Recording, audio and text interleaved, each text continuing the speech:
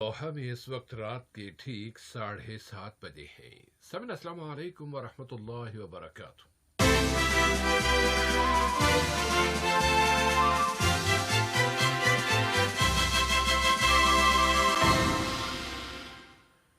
Radio قطر آپ سے مخاطب ہے۔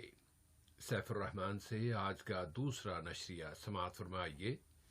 ابتدا میں پیش خدمت ہے اہم خبروں کا خلاصہ۔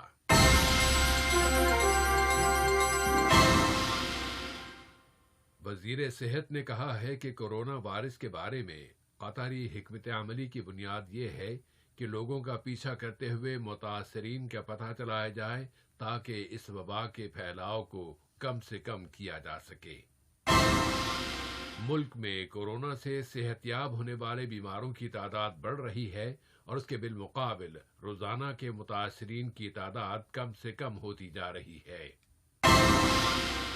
روس نے اعلان کیا ہے کہ اینٹی کورونا ویکسین کے ٹیسٹوں کی کامیابی اس وائرس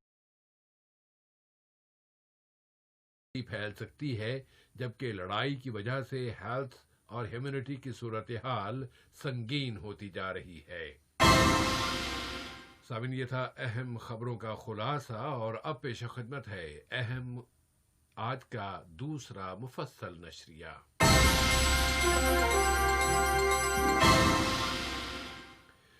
بسم اللہ الرحمن الرحیم۔ صاحب سمو امیر شیخ تمیم بن حمد آل ثانی نے جمہوریہ کریباٹی کے صدر ٹانٹی ماماؤ کے نام ان کے ملک کے قومی دن کے موقع پر مبارکباد کا برقی پیغام ارسال کیا ہے۔ نائب امیر شیخ عبداللہ بن حمد آل ثانی نے بھی جمہوریہ کریباٹی کے صدر کو اس موقع کی مناسبت سے مبارکباد دی ہے۔ اسی طرح وزیر اعظم و وزیر داخلہ شیخ خالد بن خلیفہ بن عبدالعزیز آل ثانی نے بھی جمہوریہ کریباٹی کے صدر کے نام مبارکباد کا برقی پیغام روانہ کیا ہے۔ قطر نے افغانستان کے جنوب مشرقی علاقے جاگاٹو میں ہونے والے دھماکے کی شدید الفاظ میں مذمت کی ہے۔ اس دھماکے میں عورتوں اور بچوں سمیت کئی اشخاص جاں بحق اور زخمی ہو گئے ہیں۔ وزارت خارجہ نے اپنے ایک بیان میں قطر کے مستقل موقف کو دہرایا ہے کہ وہ تشدد اور دہشت گردی کو مسترد کرتا ہے، خواہ اس کی وجوہات و اسباب کچھ بھی کیوں نہ ہوں۔ بیان میں مقتولین کے پسماندگان اور افغان حکومت اور عوام سے تعزیت کا اظہار کرتے ہوئے زخمیوں کی جلد از جلد شفا یابی کی تمنا کا اظہار کیا گیا ہے۔ کورونا وبا کی روک تھام کے لیے قطر کی کوششیں صرف ملک کے اندر تک محدود نہیں ہیں، بلکہ وہ اس سلسلے میں بین الاقوامی اور عالمی سطح پر کی جانے والی کوششوں میں بھی بہت فعال انداز میں شرکت کر رہا ہے۔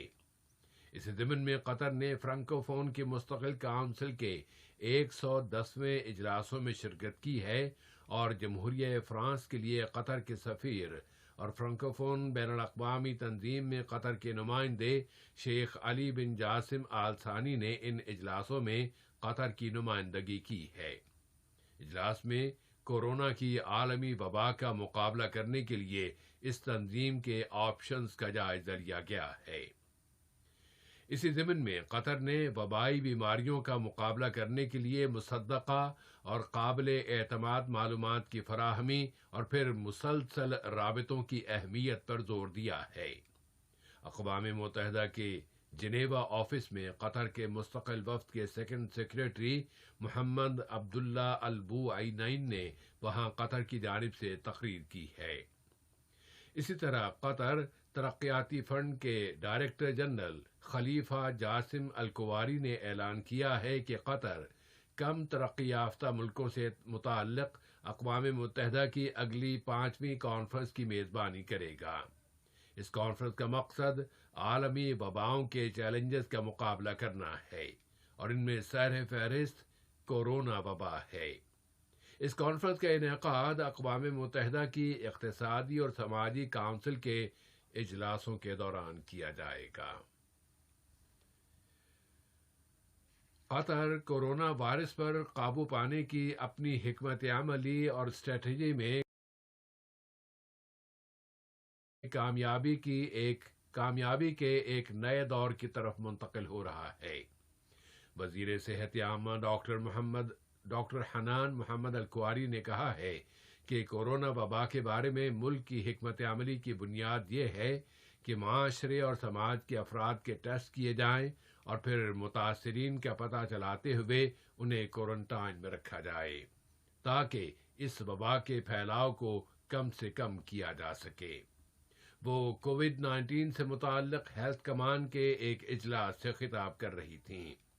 وزیر صحت نے اس ٹیم کی کوششوں کو نہایت قیمتی اور گراں قدر بتایا ہے۔ تو یہ ہیں قطر کی اچیومنٹس کہ اس وائرس کے پیک ٹائم کے بعد سے اب تک کے ایک دن کے متاثرین کی کم سے کم تعداد اب سامنے آ چکی ہے۔ وزارت صحت نے بتایا ہے کہ گزشتہ 24 گھنٹوں کے دوران کورونا وائرس کے 470 نئے کیسز رجسٹر ہوئے ہیں، جبکہ مزید 809 بیمار اب صحت یاب ہو گئے ہیں۔ اس طرح ملک میں اس بیماری سے صحت یاب ہونے والوں کی مجموعی تعداد اب 99,743 ہو گئی ہے۔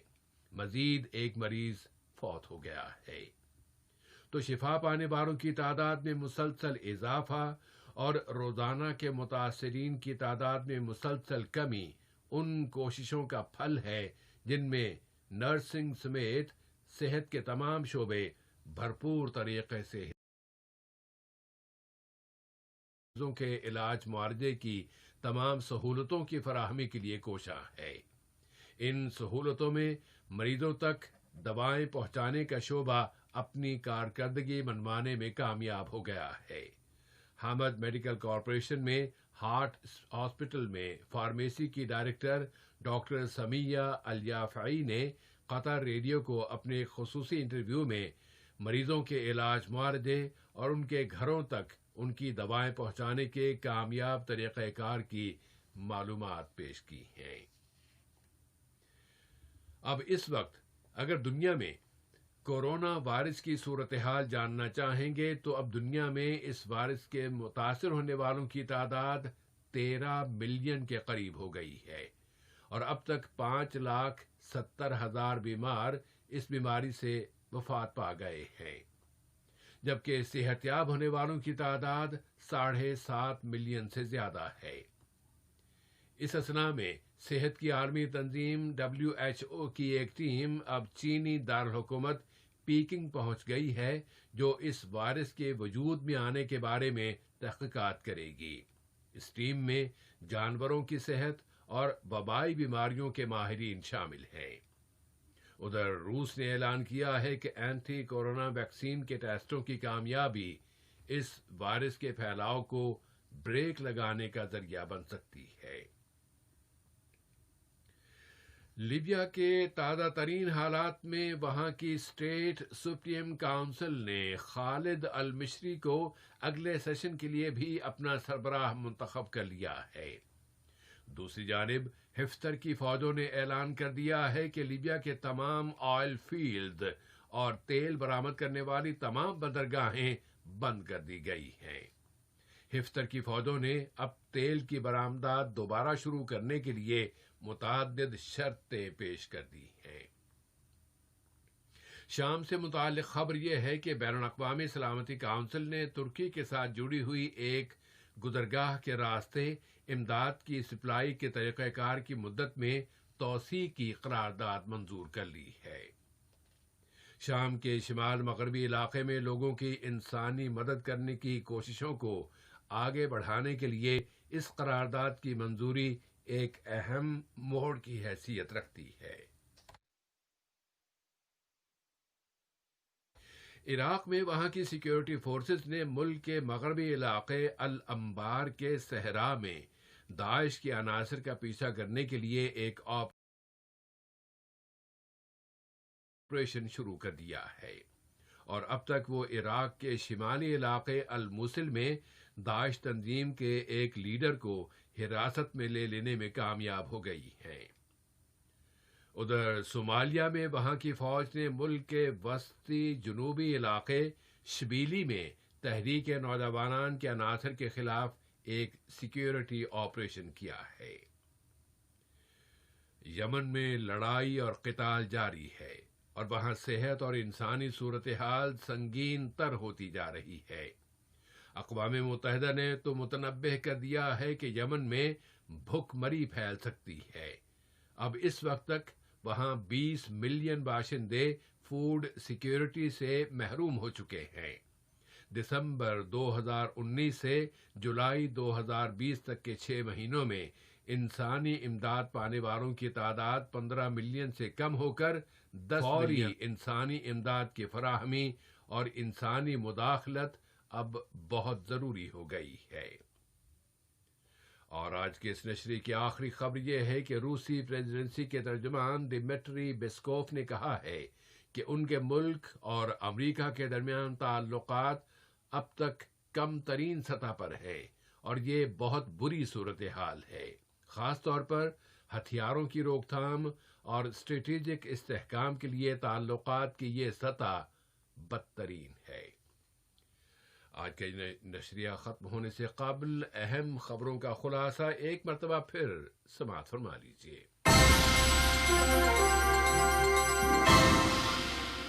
وزیر صحت نے کہا ہے کہ کورونا وائرس کے بارے میں قطری حکمت عملی کی بنیاد یہ ہے کہ لوگوں کا پیچھا کرتے ہوئے متاثرین کا پتہ چلایا جائے تاکہ اس وبا کے پھیلاؤ کو کم سے کم کیا جا سکے۔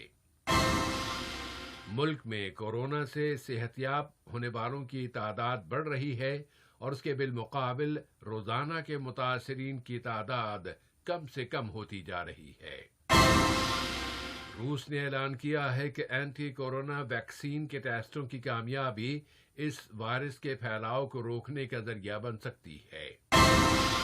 اور اقوام متحدہ نے متنبہ کیا ہے کہ یمن میں بہت جلد بھوک مری پھیل سکتی ہے، جبکہ لڑائی کی وجہ سے ہیلتھ اور ہیومینٹی کی صورتحال سنگین ہوتی جا رہی ہے۔